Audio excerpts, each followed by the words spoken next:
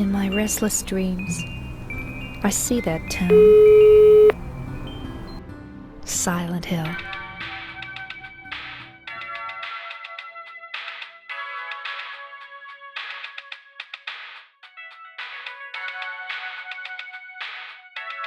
Hello everybody, I know it's been a while, but today I have some super exciting stuff to show you, and we're going to talk about my Silent Hill inspired yarn collection, and I'm going to show you some of the footage and behind the scenes. For those of you who don't know, about this time last year, I broke my leg trying to take out a trash can, and that cost me $30,000. And then not long after that, I also was essentially laid off. It was a contract job, so it's difficult to kind of explain it. But it was a very difficult and unfortunate situation that left me just completely broke. At the end of the day, life is life, and I have spent the past 6 to 8 months literally just trying to get my life back. I'm really grateful because my partner has an awesome job right now, and they're actually in Alaska, which is so cool, and doing really cool stuff there. So I have this brief moment in my life where I can try something brand new and take a big risk and leap, and that's what I did. I'm not usually someone who believes in myself a lot. I'll be honest, if you haven't noticed, I have very low self-esteem, and I've been working on that my whole life, but taking risks is not something that I usually like to do, especially when it involves me. But I decided, I'm not getting any younger. I'm gonna be 36 this year. So it's time to just try something and see where it goes. And I decided to try yarn dyeing. Another day, another victory for the OG, taking down the sweats. Now, I will toot my horn a little bit. I do think I have a pretty good eye for color and also a pretty unusual collection of topics that influence those color selections. And I felt that I had a good eye to create something that was different and unique and could still represent something that is close to my heart. I developed rotten.tif, which is a play on TIFF files, which are often vector or pixel-based files. And I thought that was super awesome because I work primarily in pixels, like the one that you see behind here. And it just kind of really also tied in to my obsession with the old internet, niche lore, about the old internet, and just these weird technology kind of rabbit holes that I think are really fascinating when you consider them in a social and cultural context.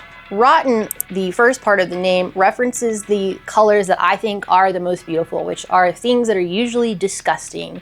I think that if you take a disgusting object and you take the colors out from that, you have something absolutely gorgeous.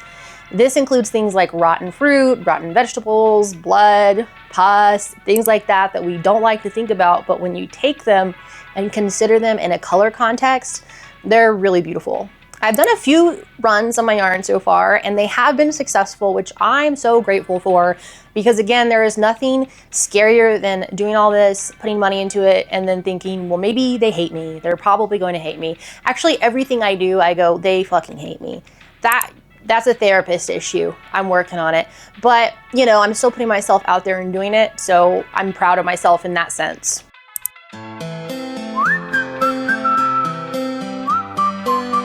For this collection, we are going to be doing Silent Hill inspired yarn. Now, this collection is going to actually span multiple releases, basically, because I want to play with the color palettes of all of the games, not just Silent Hill 2 or 1, which are a fan favorite and also a favorite of mine, but I want to really play with all of the franchise. To do this, I basically started a process of research where I went through and looked at the pictures, standalone, still shots from the game, things like that, and tried to figure out how I could create what I would call an ethos of color, which is how do I translate the vibe of the concept of Silent Hill and the franchise in general into a color palette.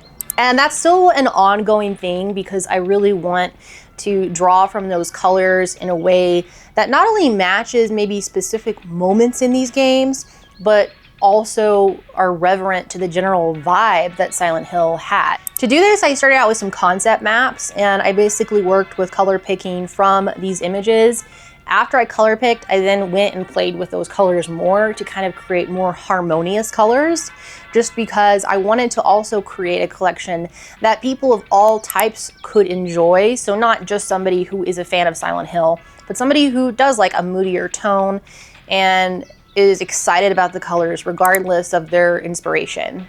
Now, I'm going to do a brief little overview of why I like Silent Hill, so I mentioned why it's kind of my special interest, but I'm not going to get too technical for any super fans out there. I'm just going to do like a generalized overview. There are amazing lore videos here on YouTube. I'll link a few if that's something you're interested in. The lore is insane, and there is a lot of stuff that go well beyond what you may recognize, such as Silent Hill 2. You've probably seen the memes, and you've definitely recognized the song.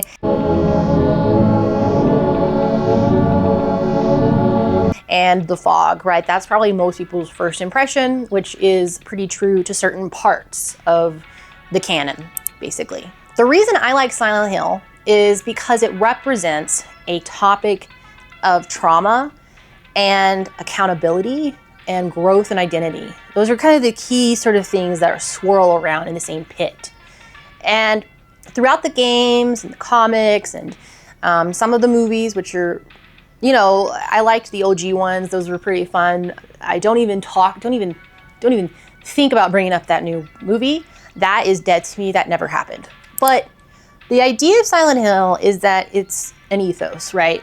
It's not just Silent Hill. So a lot of people outside of it get kind of frustrated. They're like, oh, well, why is Silent Hill F? You know, why is this located not in Silent Hill? You know, where's the fog? Where's James? And that's because the concept of Silent Hill is associated in some ways with the place. And there is some lore about that, depending on what you want to consider canon or not. But it's a concept that relates to how individuals are facing a specific, very deep and traumatic experience in their life and how they manage that. The trauma and the pain and the guilt and the sadness, all of those things, and hate are represented by the surrealism of the concept of Silent Hill.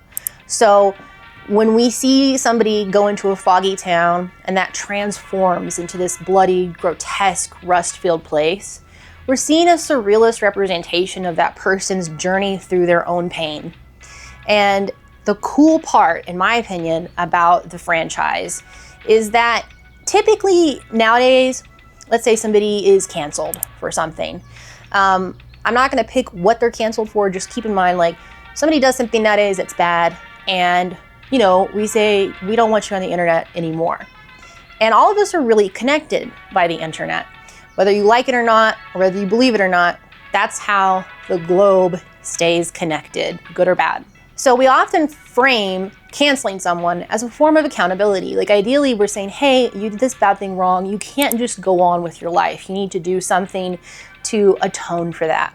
Now, we can argue all day on if that's actually effective. I think most people feel that it's rarely necessarily effective because it's all through this lens of social media. You know, whether that be literal social media or TV or, you know, talking with your friends about something that you saw on Twitter, whatever it is, it kind of stays in that bubble. And generally those people are able to continue their lives, you know, even if they get, you know, kicked off some projects, they're still going, right? That is how we perceive the concept of holding people accountable. That's how when we see somebody who's done something bad, we go, okay, that's kind of the box where we put them in. In our real life, if somebody does something bad and we don't like that, we cut them off usually. Or sometimes we give them a couple of chances and then we cut them off. And that can be done in a really angry, hurtful way or a calm and mature way. But regardless of how you do it, you're kind of getting the same reaction, right? You're saying, get out of my life. And that person then goes. And then you think about them for a really long time, but you know, you're hurt and you know you shouldn't go back to them. And then we don't think about what that person goes through. The concept of what that person goes through isn't about feeling empathy. Like, if they did something bad, this isn't about being like, oh, what about them? It's not so much about that. It's about the reality of a human being committing things, doing things that are probably bad or wrong, and the internal grief and trauma and pain that they feel and they often push down because of external things going on in their life where they don't want to handle it. They're truly a bad person. They don't want to care about it. And that's their life. We don't think about that. So we're perceiving them outwardly, right? And most media doesn't talk or consider, what do we do with these people afterwards? What happens, right? You know, like, and of course I'm not talking about like putting somebody in prison. I'm not talking about like, you know, capital punishment and things like that. That is a whole other bag of worms. I'm just asking you to think about it from a very like, you know, out there surrealist perception of us perceiving something being wrong, their perception of themselves, and all of that coming to create this experience of life that we all have.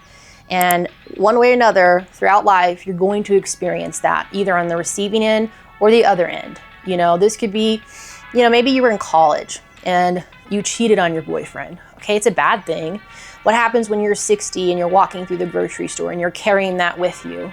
How does that pain and that, you know, probably, hopefully guilt, you know, transform parts of your life and the way you interact with people? I also think another really good example is death. Most people are frozen in time a little bit when somebody dies. I recently had, this past 2 weeks, somebody in my life passed away very suddenly and in a tragic way. And every time anybody in my life has ever died, I can always transport myself back into that moment when I found out. Like when I picked up the phone. You know, there's like this small piece of me that is frozen in that moment. And I can always go back and look at it like a picture, you know, or like a really short movie or something. And my perception of that moment changes throughout time as I grow and change. But the pain and the hurt always is still a core element of that moment. And so when I think of topics like that, death, how do we find ourselves, you know, in the past and the present, perceiving this, as well as like the realities of people who have done something wrong or bad, whether that's morally or ethically. How does this translate to this shared experience of life that we all have together? That's one of the reasons I like Silent Hill and the franchise in general, is because realistically, in these games, you're often playing that person. Either the person who has lost something, is going to lose something, somebody who is stuck in a moment of time, or maybe somebody who has done something bad, who has reactive abuse, was abused. These really difficult, horrific parts of life. And the game plays with that in the sense that you have to be that person and you have to unfold these parts of yourself. And you do that through interacting with things in the game, reading artifacts, and the way that you interact with other characters as well. The game has this cool system of like certain dialogue, or, you know, how many bullets you use, how many times you look at specific items can affect the end result that you get. And it creates this really beautiful tapestry that doesn't tell you one thing or another. You're not going to come out of it and go, okay, well, that person was punished or that person wasn't good. It is a very gray area of life that it plays with. And that's my favorite topic in the whole world, because, you know, I experience life in a very neurodivergent way. And this is something that has helped me through past traumas. I've done in the past a whole video on Angela on here, and she's a very personal character to me. And when you are traumatized, for instance, as a kid, it can be difficult as you go through your life not to also be an abusive person, or to be somebody who is super in themselves and like a shell. And in that way, you're also harming your personal growth. So that's kind of these really loose topics. And again, I know that that's not really explaining the game to you, but I hope it helps you understand the reason that I have such an affection for the game and the series in general. That being said, I'm going to take you along, and be prepared that throughout this video, I'm not sure how much I'm going to show of myself. I may just show the process and do voiceovers. We'll see. If you do see me, I will probably be increasingly disheveled. Again, I don't have any AC in my main house, so when I'm working in here, it's hot as fuck. I've been working at night a lot because I have insomnia. Yes, I've tried everything, and I'm on medication, still have it. But, you know, with the recent death, I've kind of been derailed a bit. So I'm back on the horse today, hopefully, and I'll kind of take you through some of the colorways that I'm working on. And I'm very excited. I'm really excited, and I feel like I've hit the nail on the head for at least a few of these so far. And again, this will be a multi-collection. So this one just plays with some key colors I really loved, and then the future collection releases will play with different parts of the game. So if you're like, oh, I've not seen enough of this thing that I really like about the games, it's probably because I'm gonna do it later on, you know, depending on what I have, basically. You are in my kitchen. Hello. First things first that I need to do is take out these that I had in here from last night. I got pretty tired like around 4 a.m. because of the insomnia. But, you know, hopefully it's not too loud in here, and if it is, I got a lot of fans going. Okay, so this is the first one. This is a gray. Ooh, I spilled water. This gray right here is going to be glazed with a specific mixture that I have. So what I'm gonna do now is I'm going to wash this out and wring it out really good, glaze it, and then reheat set it. So I'll be back to that. Okay, this is the foggy color that I have washed out. There's no dye on it, or if there was, I would use gloves. But it's this really beautiful gray silver color, and that is what the glaze goes on top of, and then that's heat set. So I'm super excited because this gray color turned out really good. You can see where I had gotten like dye on my hands. I wear gloves, but sometimes it leaks through. It's a huge mess process, but I think it's looking good. Okay, this right here is what the glaze looks like once I've laid it on. And then this just needs to be heat set. And this color is a foggy color with a black and brown undertone to represent the fog and also the letter that Mary writes to James. So I'll show you in a bit what these look like dried up. I want to show you really quick some of the ones that are almost finished. This is the first one. This is for Mary. It's a very beautiful soft pink, and this will also have glaze on top of it, so we'll have a little bit of depth to it. Now, these are all very small batch, which means I can't afford to buy huge amounts of merino wool right now. So each of them is about 6, so it's a sweater quantity. So these have to go and soak so I can glaze them. And these are some of the finished glazed ones that I was just showing you guys. So this is one of the ones right here that I glazed. It's so gorgeous. It has this really beautiful brown undertone to it. And you can see it. I think this is the sport weight one, but it's so pretty. So it has like a bit of rust as well. And this one is the ash color, so it's a little bit different. So this is an ash base, and then it has a blue-brown glaze on it. So I think it looks really cool. So these go in a bag, an airtight container for moth prevention. And then I have like cedar chips in there and stuff. So these stay up, and I'm going to finish the gray, and then I'm going to glaze the pink ones. And we'll see where that goes. This is probably gonna take me at least until 1 or 2 in the morning. So we'll see. Okay, so while I'm waiting for this stuff to cook, I also need to do some preliminary like photo stuff for social media.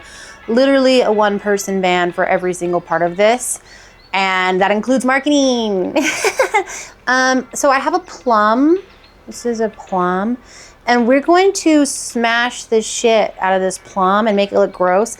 And then I'll take what I smash and put it on toast. Like I'm gonna eat it, so nobody freak out. Also, this plum was 80 cents. The world is ending. So I'll show you in a minute, because I'm gonna smash it and you'll see. Okay, I didn't have the record on, but this is one of the videos. Smash plum, another video or picture, smash plum. So that's pretty much what I do. That's just for now. Like I will take more and less direct light so that people can make sure and understand what the color is. But I don't have a ton of equipment, so using natural light has always been my favorite way to go. This is my bedroom. This is where I wait while everything cooks because it has an AC in here. But this is also like my sanctuary. I'll see if I can overlay something here so you can see it. I have my bag of granola. Nature Value. I got it because it was on sale.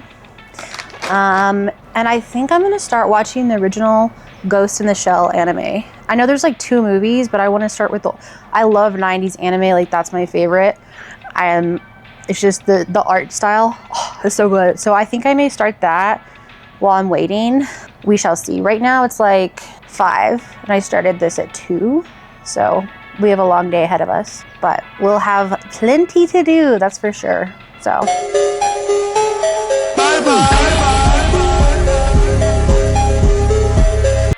Good morning, guys. It's the second day, and today we're dining in for a second colorway. So I'm doing an orange rust variant that is going to be solid because I want to have solid options for people.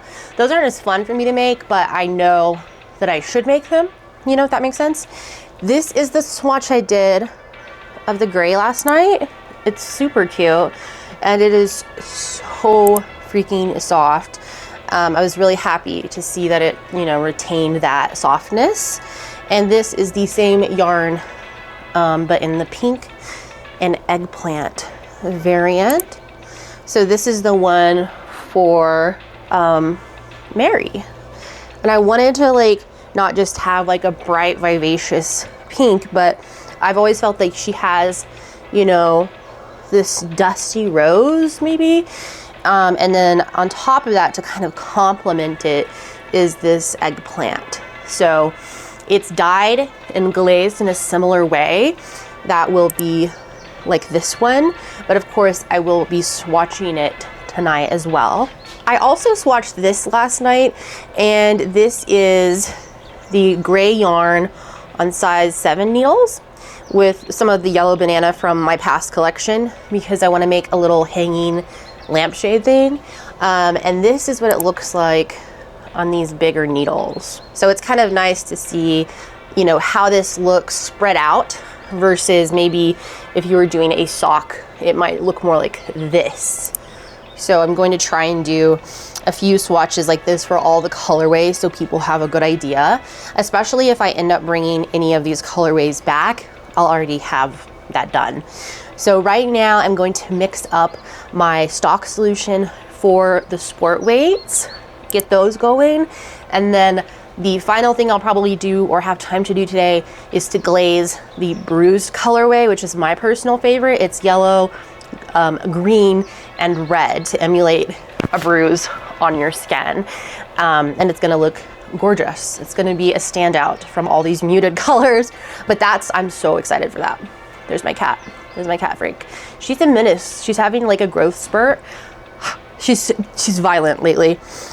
So I'll get some B-roll footage of the dyes and stuff, and I'll check back in and show you what it looks like.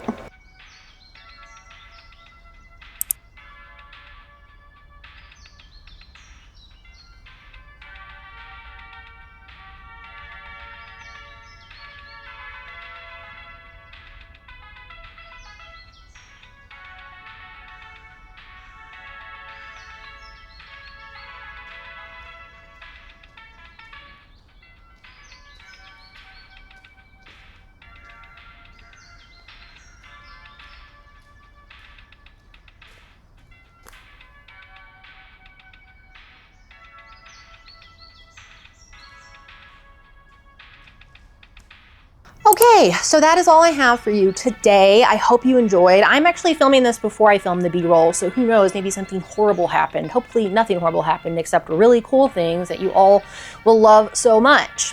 I'm filming this before the actual like meat of the video because I know that I'm going to be pouring buckets of sweat and I have like a million fans on in here and you won't be able to hear. I did just want to step in really quick and say thank you all so freaking much. Liking and even just following this channel helps me so much, and it lets me know that people, you know, don't hate the stuff that I'm putting out. And if you took time out of your busy day to watch this, it means so much to me. You know, we all have a lot of stuff going on, and to spend any of that time on me is so freaking cool. So I will see you soon, and if you want to see more pictures of this and stuff, you can follow my Instagram and links and all that stuff. I try to post as much as I can so you guys can see just what I'm working on and keep everybody updated. The collection should be out in a few weeks as well if you want to grab some. And I always do a countdown as well on my socials. So if you're like, I'm not sure when, I do a little countdown on my stories and stuff so that you can know when the release is going to happen. So I will keep you guys updated, but thank you again so much. And I hope you all have a wonderful and very happy, healthy rest of your week.